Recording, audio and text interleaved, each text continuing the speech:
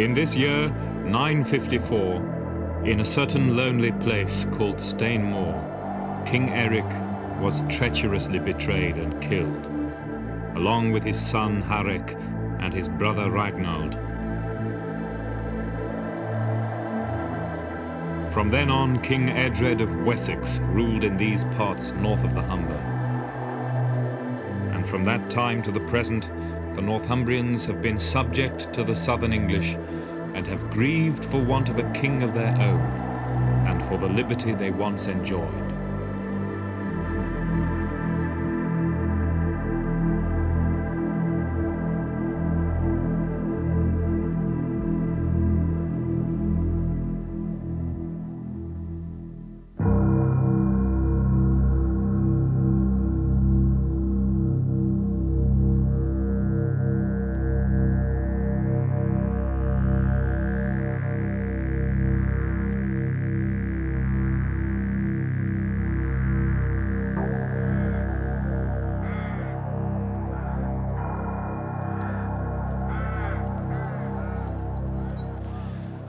The search for Eric Bloodaxe is, to say the least, difficult, even though his life is intensely dramatic.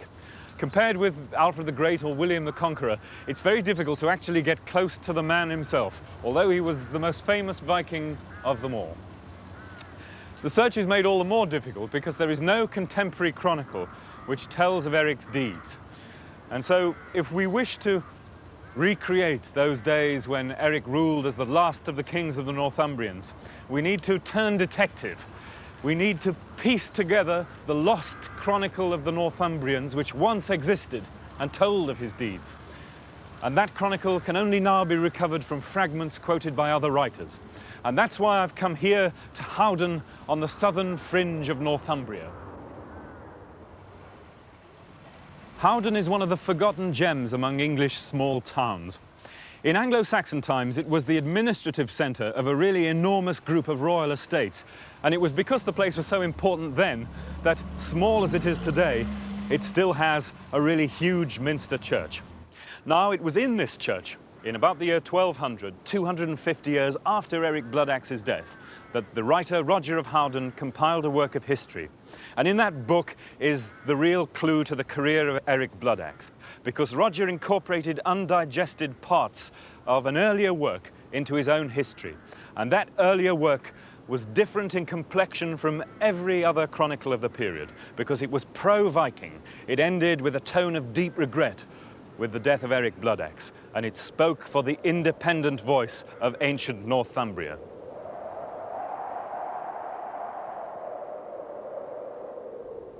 In the 10th century, Northumbria was a huge semi-Christianized kingdom whose wild hills were populated by a mixture of English, Celts, Danes and Norse. Up here they spoke a different dialect of English, and their custom and law were distinct. The Southerners thought them turbulent and lawless, but as always, the Southerners were biased.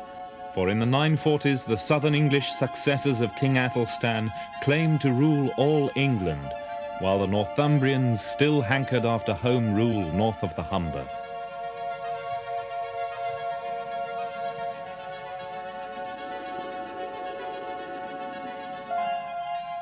In the mid-10th century, Northumbria still stretched from the Humber to the Forth.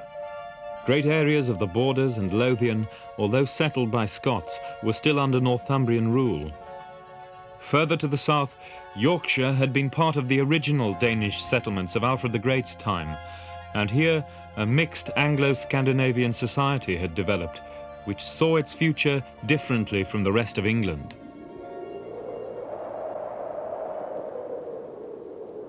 York was the political and economic hub of the north. Centre of a seaborne trade stretching to Scandinavia, Ireland, and as far as Central Asia. In the 10th century, there were few more exciting places to be. York was an electric transformer, ceaselessly stirring up men's lives, a racial melting pot with money, commerce, and individualism.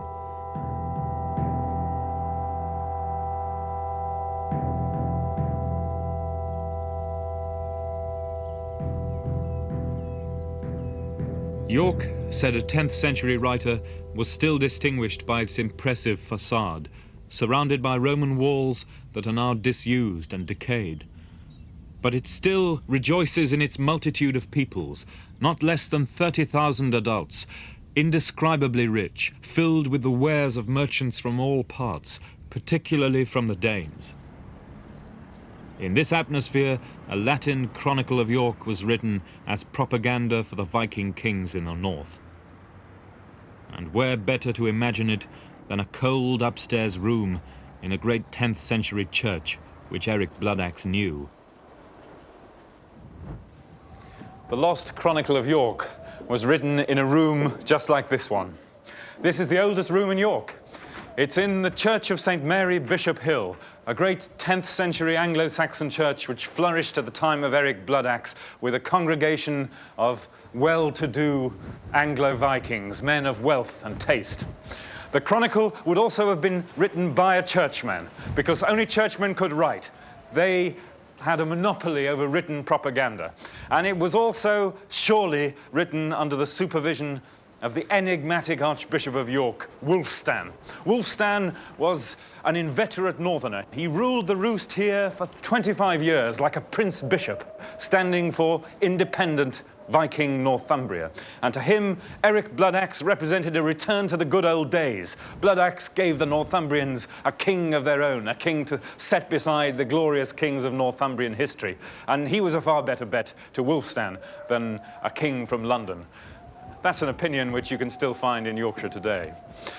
The Chronicle would have been written then from the point of view of the Viking kings. It told of their alliances, their marriages, and it even used Scandinavian words, Latinized, to match the kind of speech that happened in the street of York. How do we know all this when the Chronicle is now lost? Well, a whole series of often much later writers give us nuggets of detail that could only have been written down in the 10th century. So what I've done here is to put all those little nuggets together and try and reconstruct the history of the ancient Northumbrians as it might have been written down in the 10th century. It's simply a matter of Xeroxing those passages and putting them together in chronological order. And here it is. This is the Chronicle of the Northumbrians, and it enables us to look at the career of Eric Bloodaxe in detail for the first time. In 947, said the Chronicle, the Northumbrians set up as king over themselves a certain man of Norse royal line, called Eric. In the summer of that year, Eric appeared with a fleet in the mouth of the Humber. Former king of Norway, Eric had been inured to battle since his teens, when he fought by the White Sea in the north of Russia. There his ruthless bravery had earned him the nickname Bloodaxe. Now exiled by his own people for his brutality, he was on the lookout for a stage and a kingdom.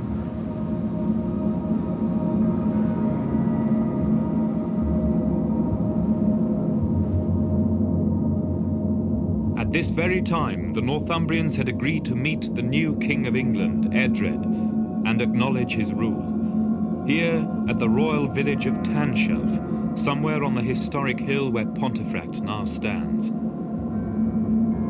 Perhaps these events took place where the great Norman castle was later erected, the bloody prison of Pomfret, fatal and ominous, where Richard II was murdered.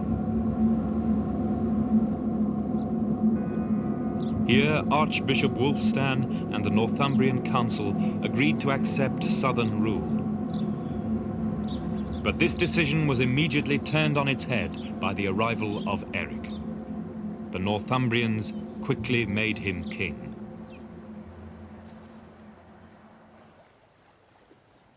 The wealth of Eric's York flowed in from the sea. Here, wide-bellied merchant ships unloaded goods from Norway and Ireland. Here, on the quays of the River Ouse, were the warehouses of Viking dealers. Above the waterfront, squalid streets were packed with craftsmen's tenements, teeming with industry. Here, on Joiner's Street, Coppergate, a major excavation behind the shop front has opened a fascinating window on the world of Eric Bloodaxe. Richard Hall has now reached the Virgin River clay. Now that you're through those layers, what is the basic impression that you've got out of this site for mid-10th century York?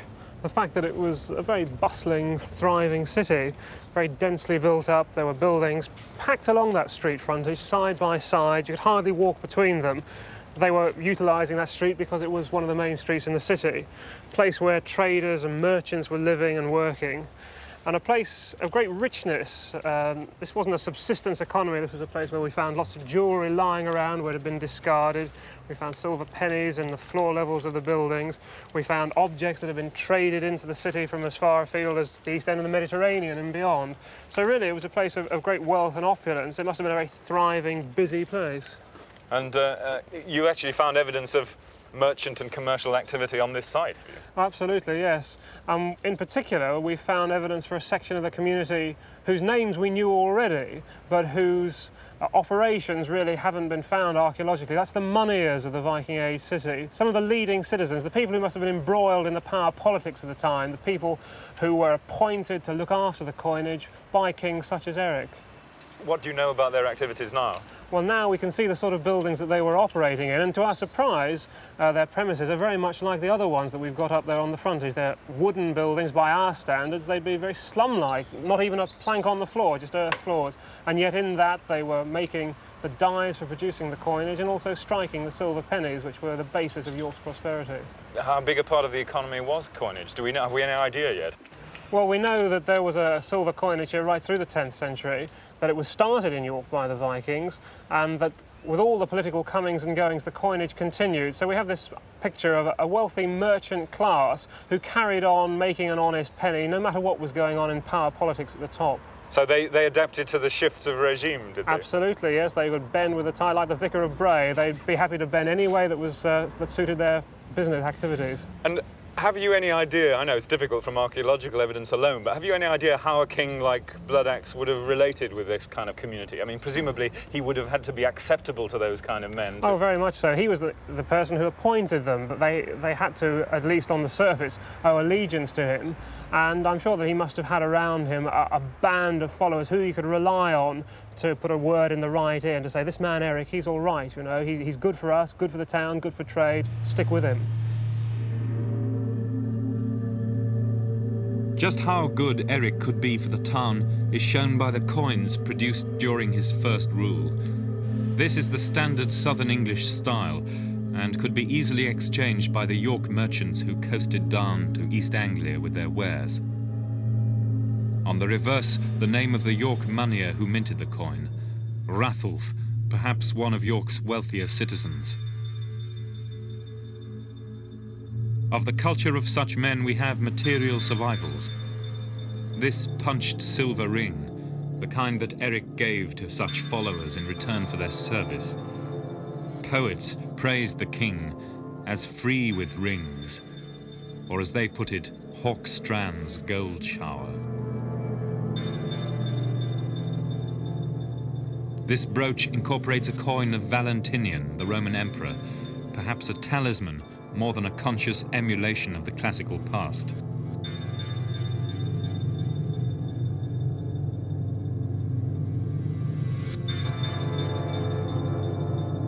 It was a society where much ingenuity and wealth went into male adornment. This ring in particular shows the head of a man between wolves, a pagan motif, but also one referring to the martyrdom of Saint Edmund, a warrior saint much admired by Vikings. In the poetry of the 10th century which praises Eric, the images are harsh. The guardian of the land held sway beneath a helmet of fear, giving lavish gifts, stern-minded, he steadfastly ruled in the fortress of York, over his sea-washed shores.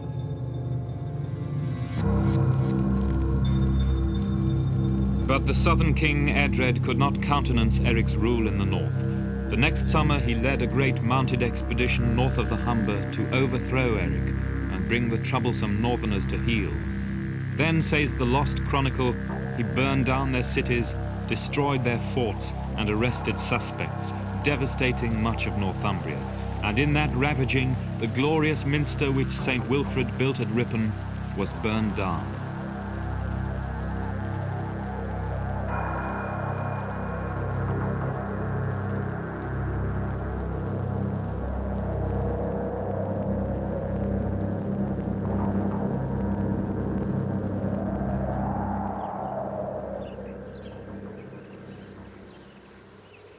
Archaeologists have pieced together a few clues about Saxon Ripon. The 7th century church stood on this little hill, surrounded by wooden hovels and protected by a palisade and ditch. Above ground, there are few signs today. Just these fragments of the Saxon church incorporated into the Norman walls. But they are not the whole story. There is one part of the glorious minster of St. Wilfrid at Ripon which still survives today. And this is it. This is the crypt dedicated by St. Wilfrid in 672. It was built in order to house the relics, the bones of saints, which would have been kept in caskets in little niches in the wall like these and illuminated by candlelight. So this was one of the most famous and venerated places of Christianity in England. Why was it destroyed in 948? It may have been an accident, but it's more likely that it was done deliberately by the Southerners because they saw Ripon as one of the centres of Northumbrian separatism, of Northumbrian independent feeling. And there are a few clues which have come up recently which could back that up. A few years ago, a bishop of Ripon decided to smash a hole through this unique monument in order to open it up for the passage of modern pilgrims, tourists, to see the cathedral treasures. And in the earth fill outside this crypt, destruction debris was discovered, probably from the burning of this church in 948, in the war with Eric Bloodaxe. And chief among the pieces that turned up was this. This is a crosshead from the old Viking Age cemetery of Ripon.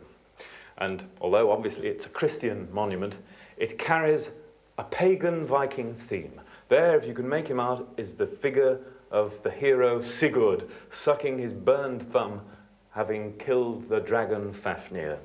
Now this would have been a fairly expensive and elaborate commission, and it suggests the kind of wealthy patrons of the Church of Ripon, Vikings, who might also have been backers of Eric Bloodaxe. There's another clue. At the time of the destruction, either before the church was destroyed or afterwards, the Archbishop of Canterbury, who was with the Southern Army, came down into this crypt and removed the bones of St. Wilfrid himself from one of these relic niches. The justification for this, he claimed, was to save them, to protect them from the innumerable political upheavals of our time, which sounds rather like the Russian justification of their aid for the people of Afghanistan. The real reason may have been that the Southerners were trying to deprive the Northerners of the spiritual backing of their most famous and warlike saint. If they were thinking that way, then they were to be sadly disillusioned.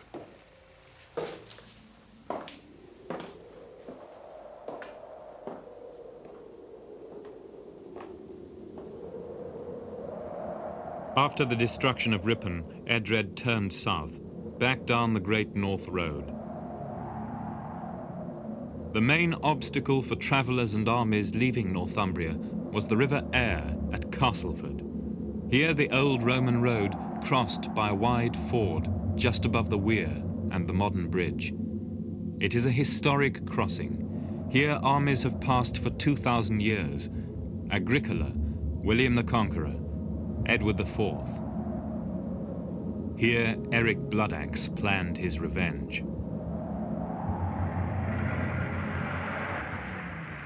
As yet, we do not know what was here in 948. So far, excavations have revealed only Roman levels, although a Saxon settlement is possible on the little hill where the church stands today. Here, at the narrow approach to the crossing, Eric waited in ambush with an army from York. He let King Edred cross with his main force. But when the rear guard approached the ford, he struck. Caught in line of march, Trapped between the river and Bloodaxe, the English were overwhelmed and slaughtered to a man.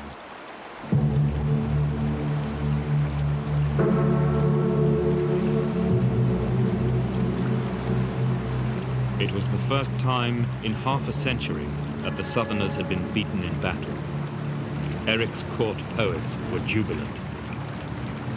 Artist of war, wetter of swordplay, they sang. Across the water leaps his fame. Enraged by this disaster, Edred announced he would return with a greater army and lay waste the whole of the north, unless the Northumbrians abandoned Eric and paid him compensation. They did. Late in 948, Eric set sail from York into exile.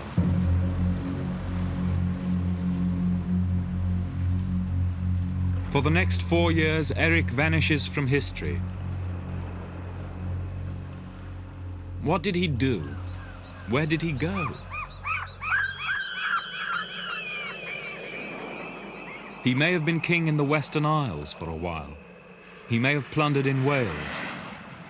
But he took the slave trade route to the Mediterranean, a pirate voyage to Spain, where there was a lucrative trade in British slaves in exchange for Arab silver with which he could pay his followers. If anywhere old salts on the Foss Quay in York could have told of the hazards of that sea voyage, there too they could tell of the treasures, the gold and silver, the fabulous silks and saddles, exquisite woven cloths of all kinds, satins and silks in scarlet and green. Perhaps then Eric agreed with the 10th century Viking writer who said, "Only the man who has traveled extensively and made far journeys can know and judge men of deep minds."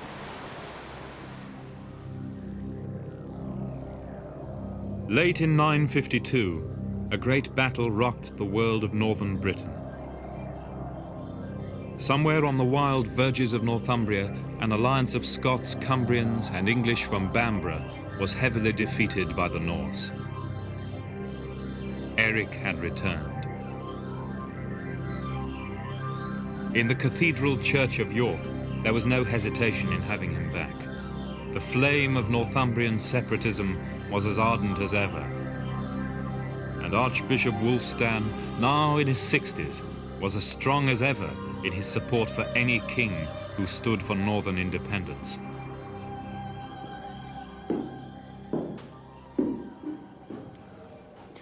The lost chronicle of the Northumbrians records Eric's return very briefly.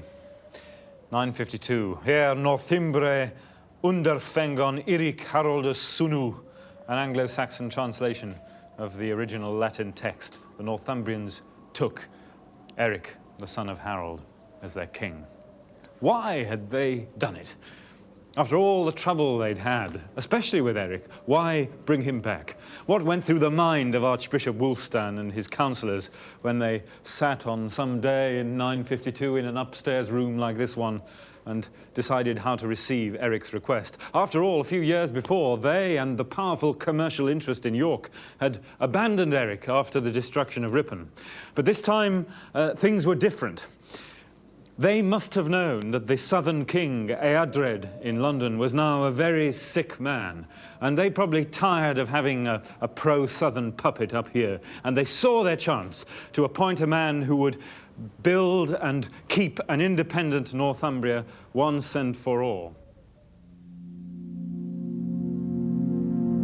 The coins now minted for Eric press home that idea. No mere copies of southern coins. Now they proudly blazon Eric's name, coupled with a great sword. And as before, we know the names of the York citizens, English and Norse, who created these remarkable expressions of Eric's rule. Ingilgar, Rathulf, Leofric, and here Aculf. Down south, Eric's return was greeted with tight-lipped fury. Court rumour pointed the finger at Archbishop Wulfstan. So the next time the redoubtable churchman came south, he was arrested and incarcerated here in the lonely fortress of Euthanburg, now Bradwell-on-Sea, on a marshy promontory on the northern tip of Essex. The walls of the former Roman station have now vanished. All that remains is the 7th century chapel of St. Chad. Here, in this desolate place, for the whole period of Eric's second rule in York, Archbishop Wulfstan kicked his heels, with seabirds for company. He was never to see his beloved North again.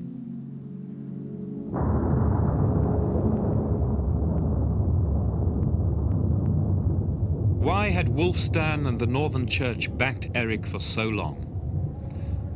Northumbrian Christianity had been one of the great glories of early Europe. In the Viking era, all had been swept away. Great churches like Lindisfarne were left sacked and roofless. Their monks were forced to wander the Northumbrian hills with their remaining books and the coffin of their founder, St. Cuthbert. Here in this vast countryside, the laws tell of pin-sticking and voodoo, spite poles, spell workers, magic runes and divinations. Stones were known to move and trees to speak. Out here the priesthood was illiterate, worldly and polygamous. Here beleaguered Christianity hung on at small local churches, tucked away in secluded valleys. Here by the river Wear, the ancient church at Escombe continued to be a house of God. The reason was probably the presence of a settled Viking population nearby who had been converted to Christianity, for it was where the church accommodated the invaders and their beliefs that Christianity could still flourish. Over the Pennines in the Cumbrian hills, the old English monasteries, like Heversham and Urton, ended at this time, stripped of their land and treasures by the invaders, leaving their great standing crosses as the only visible sign. In the south, churchmen wrote that it was the twilight of Christianity in the north, but they were wrong, for a new Christianity was emerging. The meeting of Christian and pagan themes which it entailed is best seen at Gosforth in Cumbria, where a Dark Age masterpiece gives us more clues to Eric Bloodaxe's thought world. Richard Bailey of Newcastle University has made a special study of Viking Age crosses. Very few of them actually survive complete, except for this, which gives us an astonishing insight into the radical thinking that's going on in the 10th and 11th century. Because here you've got, you see, what looks like a straight Christian scene, a crucifixion with Longinus and Mary Magdalene below. But everything else on that cross is taken straight from pagan mythology. Up above Christ there you've got Vidar avenging the death of his father Odin, and then round on the other side we've got, around this side, two more scenes from pagan mythology. At the bottom there, the devil god Loki being tortured with his faithful wife Sigyn, tortured by having a snake's head placed over his forehead and poison dropping upon him. And then up above, Heimdall, the watchman god with his horn. And all of this is the story actually of the end of the world of the Old Norse gods, the day when the forces of evil would break over the Rainbow Bridge. In a great battle, the gods would ultimately be defeated, and earthquake and fire would sweep everything away. And all that, you see, alongside a Christian crucifixion. And what the artist and the patron is really trying to bring out of this, I think, is a commentary of one mythology upon Christian teaching. Christ, the end of one world, set against the end of another world, and forward looking towards doomsday. I mean, this cross is asking you to make identities between pagan mythology, Christian teaching. It's making distinctions, it's pointing out similarities. And it really does seem to be that this is the way in which the Christian church very rapidly converted the Vikings, moving towards their teaching. How does it fit in with the sort of the history of the North as a whole in this period? Well, I think what you can see quite clearly happening at York is that the archbishops there are very rapidly reaching some kind of modus vivendi with the local Viking rulers. Equally, the Viking rulers are anxious to sort of come into Anglo-Saxon society, and they begin, for example, burying their dead within graveyards, doing the normal kind of thing that the Anglo-Saxons do.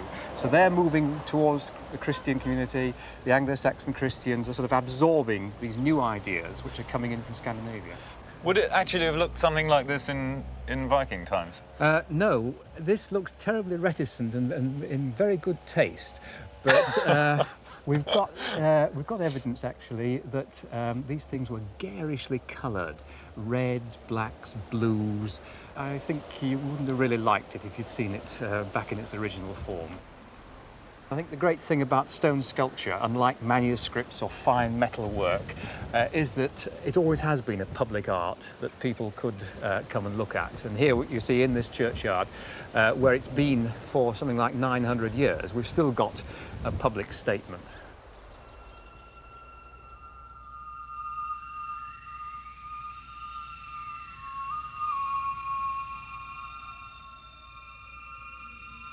Inside the church, there are two surviving house-shaped grave markers. These intricately carved stones carry Christian crucifixions and contending waves of armies, bound by the twisting coils of the Viking world serpent.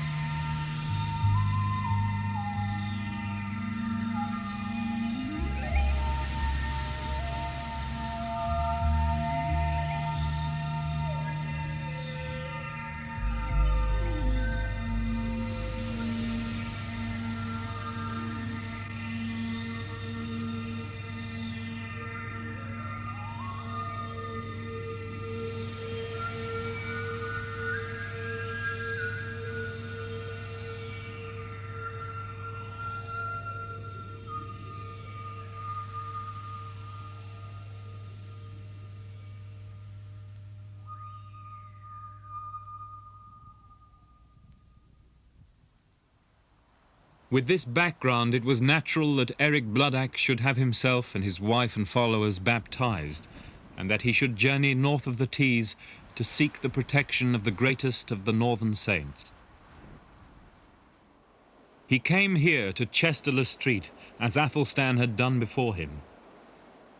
Here the bones of St. Cuthbert had come to rest after their wanderings from Lindisfarne. Chester Street at this time was a jumble of Roman ruins, sheltering a cluster of hovels around a wooden church on this site. But it was one of the great holy places in Britain. Here Eric gave presents to the saint, and the priests entered his name into their book of remembrance. This remarkable document can still be seen today in the British Library. In return for his goodwill, the priests promised to say masses for him. How long they did so, we don't know.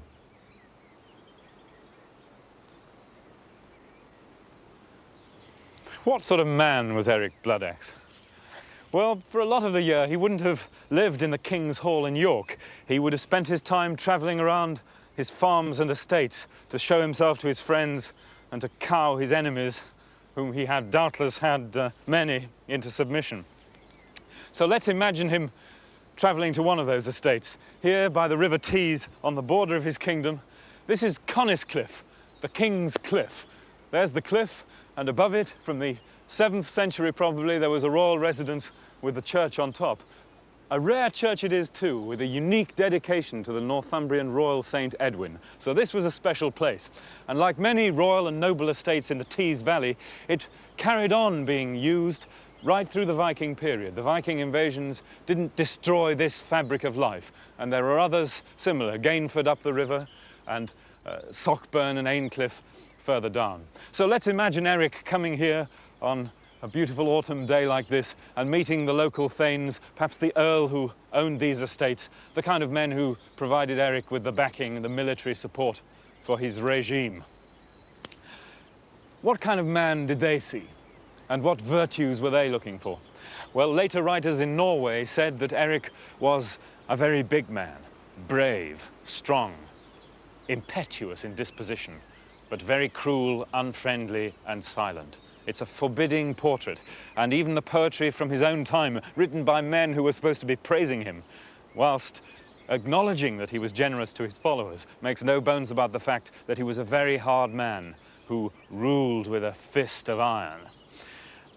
It puts one in mind of the Ugandans and Idi Amin. One imagines that the Northumbrians, in desiring Eric's return, were rather like those Ugandans who today wish for the return of Idi Amin. They know that he's a cruel man, but his cruelty is something they can live with. They'd rather have the devil they know than a weak and ineffectual king.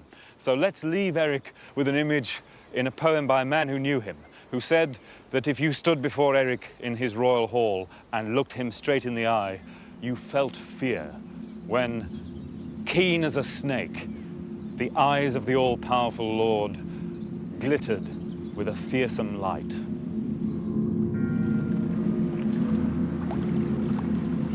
But Eric had made implacable enemies. On the coast, 100 miles north of York, was the residence of his chief rival. Earl Oswulf came from one of the oldest families in the north. He lived in the ancient royal citadel of the northern English, Bamborough. Originally constructed around 550, beautifully sited and built, as an early traveller said. Bamborough was enclosed by a stockade and rampart and rock-cut ditches, an impregnable refuge of the most powerful clan in the north. They had maintained their supremacy here despite the Vikings. Now Eric represented too big a threat to them, and so it was to Earl Oswulf of Bamborough that the southern king Edred looked to procure Eric's downfall. The events surrounding Eric's fall are mysterious, but the lost York Chronicle shows that Earl Oswulf of Bamborough was able to betray Eric to an alliance of his enemies.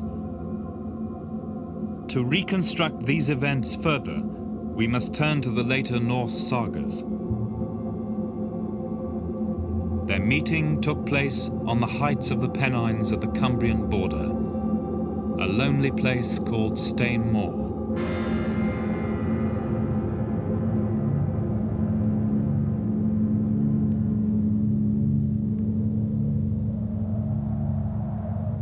King Eric had so great an army that 5 kings followed him, because he was a valiant man and a battle winner. And he trusted in himself and his force so much that he went deep up country, and there a tributary king of King Edred came against him, and a dreadful battle ensued.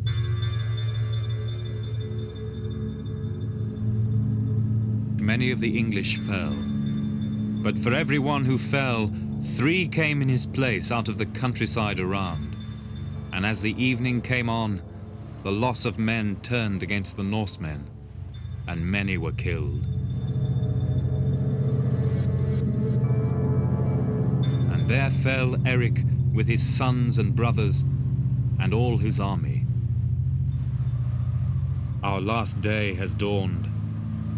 By the head of my dead leader, I will die cut down.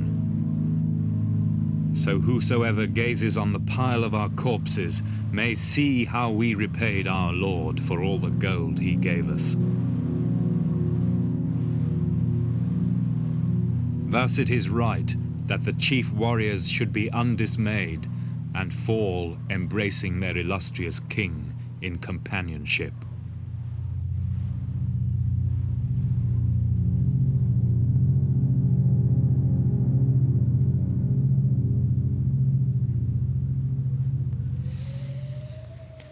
The annal in the Lost York Chronicle which tells of Eric's death is brief, but there's no mistaking the sympathy of the author. Rex Ericus in quadam solitudine quae Stainmoor dicitur. King Eric, in a certain lonely place called Stainmoor, with his son Harek and his brother Ragnald, betrayed by Earl Oswulf, was fraudulently, treacherously killed by Earl Maccus. And from then on in these parts, King Edred ruled. The story of Eric's betrayal was certainly current and certainly in this chronicle, because even a writer in Hamburg in Germany in the following years had a similar version. But there's still mystery surrounding it. We don't really know the events which led up to the battle on Stainmoor, but there it is. And it's quite clear that within a short time, people in Northumbria knew that that was really the end of the independent Northumbrian kingdom. Archbishop Wulfstan was then released from captivity and restored to a bishopric at Dorchester in the south of England. He was never allowed back up north. And in fact, he died and was buried at Oundle, where St. Wilfrid had died, a northerner to the core. And so the chronicle ends at that point with the death of Eric, and followed his death with the list of the kings of Northumbria, of whom Eric was the last. And the chronicler noted at the end that from then on, the Northumbrians continued to lament the loss of their kings and the end of the ancient liberty which they had once enjoyed. And of course, some of them still feel that way.